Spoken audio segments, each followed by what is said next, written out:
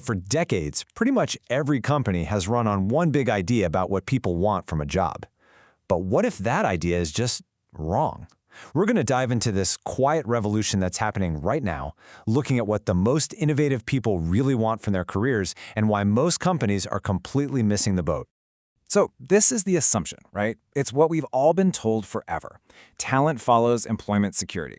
Basically, the idea is that we all crave stability. A safe job, a clear path up the ladder, a steady paycheck. It's the foundation of HR as we know it. Super simple, makes sense, and, as it turns out, it's becoming dangerously obsolete.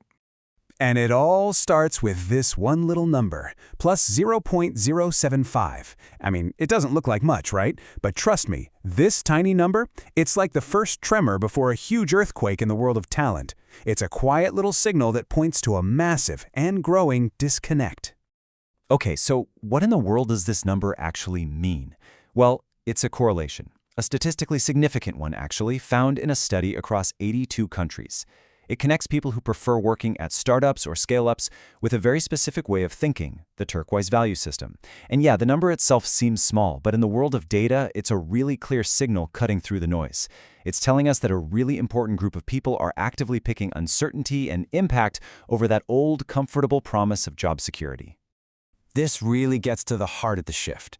We're moving away from a time when the goal was to be a perfectly functioning cog in a giant, stable machine. Now, there's this key group of people who don't want to be the cog. They want to be the architect designing the whole machine. They're motivated by something called systemic coherence.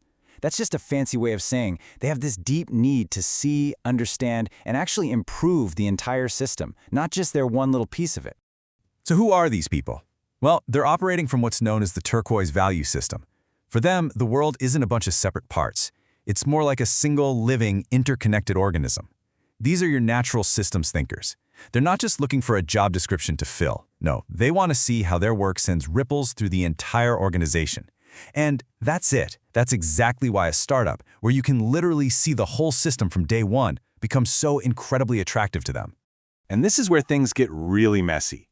The problem isn't the choice itself. It's not about them picking a startup. The real problem is how everyone else in the organization interprets that choice. It creates this kind of Tower of Babel situation inside the company, where one action can mean completely different things to different people. And you can imagine what that does to communication. It just completely breaks down. So let's break this down, this clash of realities. Picture this.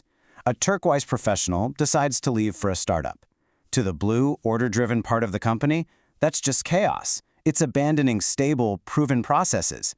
To the orange, achievement-focused managers, it's just a bad business decision, a totally inefficient risk. And the red, power-driven folks, they see the disruption and think, an opportunity to exploit this volatility. See? The same exact action is seen in three totally different and completely negative ways. I mean, how is a company supposed to function, let alone thrive, when its people are living in completely different realities? And this deep misunderstanding, it leads to what you could call a silent collapse of talent management.